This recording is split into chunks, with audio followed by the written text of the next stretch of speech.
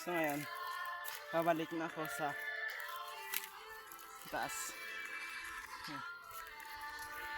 Nakatapos ko lang ganap ng kahoy, guys.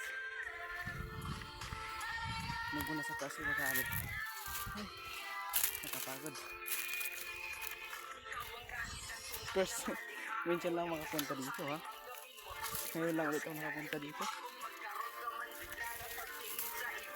Nakagalit na si nanay kasi puro lang daw ako cellphone. May point lang naman. Ang init, guys. Kahit 4 PM na. Ay.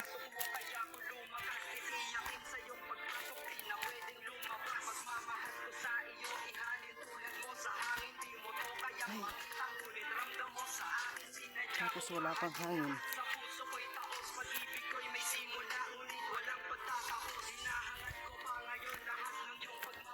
Nag-akit, guys, ng buy-buy doon. Oops.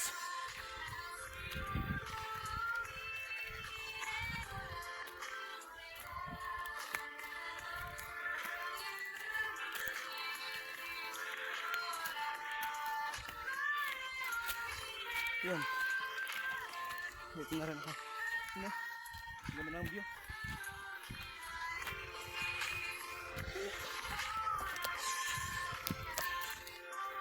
Ito yung kainin namin, guys. Yan.